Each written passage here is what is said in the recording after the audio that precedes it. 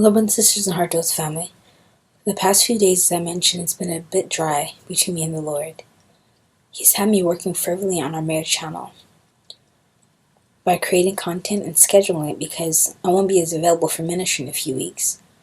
I found myself still at times questioning if I was on the right track because about 3 days went by now and not hearing or struggling to sit to hear a message from Him. Then I pulled rhema card 2 days ago.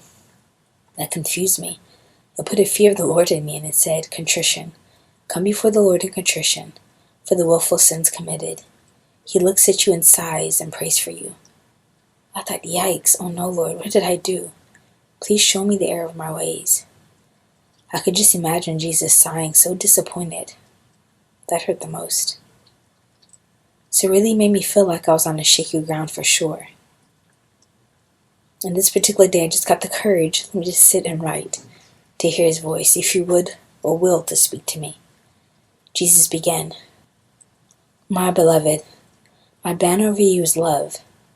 I appreciate you responding to my call to enter into worship and praise. Many things were broken off of you in my presence. The weariness, the fatigue you felt is one of them. And as an aside, I pulled the rhema antidote, strong praise and worship. When I was feeling all the different emotions of guilt, condemnation, of sadness. And so I came to the Lord's presence in worship and had the most wonderful time. I feel like I touched the hem of His garment. That's what gave me the courage to come and sit and write to hear from Him. I, by my Spirit, will continue to strengthen you, my beloved one. But I need you not to shy away from our conversations. There's always much I want to share with you and direct you. It's your constant unbelief that hurts me. That is what the card was about, the willful sin of unbelief. I saw every time one of my brides gives in to these suggestions, lies, and walks away from me in disbelief of my promise, my instructions to them, or what I have said. Unbelief from a consecrated soul wounds me the most, because you know me so well, my beloved ones. Yet you still do not believe. What more must I do to show you proof of my love, to get you to have faith in me, have faith in my instructions to you, and have faith to know that I desire to speak to you and direct you? The enemy wants to keep you in continuous drudgery of dejection and condemnation. When I've already told you, my little one, you are in my will concerning all things. When you don't feel me is when I'm most present to you.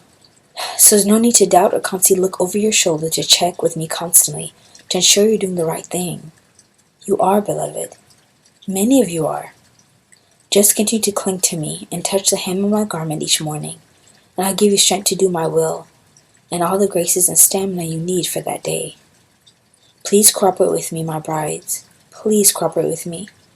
And if there's a moment you feel too shaky of your direction, don't freeze up or be paralyzed in fear. Rather sit at my feet and worship. The antidote will always be strong praise and worship. I will inundate you with my loving presence, with songs you allow me to choose, to speak to your heart, to let you know again how much I love you, and that I'm indeed with you to affirm the direction you're taking, or the direction I want you to go. I desire to speak to you about the mission house in the city of God. Yes, the rhemas you pulled were for your children and your disciples. Now is the time. Tell Mother Caroline not to worry, her healing is coming, and rather quickly and rapidly. She's carried this cross for some time, and I'm about to give her renewed strength again, like she had. However, there'll always be a thorn in her flesh concerning some part of her body. Tell her to offer it to me, and then ask for my strength to lean on, my ability to do things in her. And all that she is suffering for is going into the work of the city of God. They have no idea how much copious fruit they're bearing because of what they have endured. It's all being sown into a good field that will yield a harvest for their labor and suffering. Concerning my beloved Ruth, the time is not yet ripe for her to come to the mission house. There's still much I want her to learn in obedience, in discipline, and submission, and that'll be formed in her at home with her husband. Coming to the mission house for any soul is not a cakewalk.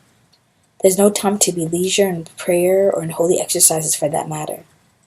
Those who come to the house must be equipped in spiritual warfare, fortified in love, service, and dying to themselves, and must have cultivated a very strong prayer life with me because all manner of things will be thrown at them. It is good counsel you gave the young couple who want to come to visit. They must first go to the mountain. The mountain is a great place for souls to learn to be broken and yielded before coming to Ghana. Encourage all who want to come first to visit the mountain if possible before coming to the mission house, and take your time to discern prayerfully for each applicant. There will be some I will bring to you to form you in brotherly love, to sharpen your discernment, to teach you lessons. So be ready for that as well, as I allowed others to come on the mountain who at first seemed to fit well, but many things came out and they had to leave. But you guys learned from it. So will be the case in this community and mission house. It is time, my beloved brides, to begin wearing the habit. And here he's talking to Mother Caroline and Brother Robbie. It's a sign to the outside world who they live for, who they work for. Now here Jesus is speaking to me, giving me some counsel and direction. Don't worry about the formalities, even ceremony. I'll permit all of that once you arrive. But for now, I need them to be a sign and symbol in the surrounding community, and to the children, who they are and who I am in them, and that religious workers are here to assist, serve, and to love the people in that area. Your time is coming soon when you'll be able to wear your habit. For now, it's a sacrifice on your part. But I desire for you to continue to dress simple. Look simple even in the world. Don't be worldly, but be holy in your doings and in your outward appearance, even in the world. And you have been doing that. Continue to be an example to your family, my beloved one. When I give you an inspiration concerning them, don't hesitate. Move forward with it, my love. Even in the Bible studies, things are shifting and things are happening, although it may not be as quick as you desire. Know that things are changing, and with the 3 a.m. prayers as well. I came to put your mind at ease. What the soul has been discerning concerning her spouse is indeed true. You haven't discerned wrong, neither has she. Don't be moved by what you found out. Continue to pray. You both in agreement is dismantling much witchcraft in your family, not only for her, but for others who are still not married. Continue to press in, beloved, all the way up until there's no time left. I'm blessing every sacrifice, all that you're giving me. Pray daily for the group and for spiritual children. Your prayers are so necessary and powerful for each of them.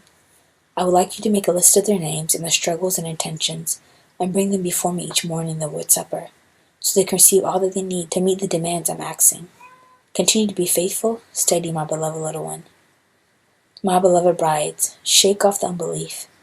Come to me contrition, repenting for your unbelief, and ask me for my faith, and seek me out to hear my instructions, because I desire to talk to each of you, and be obedient to what you hear. I love you, my beloved brides. I truly do. Each of you are a joy of my heart. And that was the end of Jesus' message.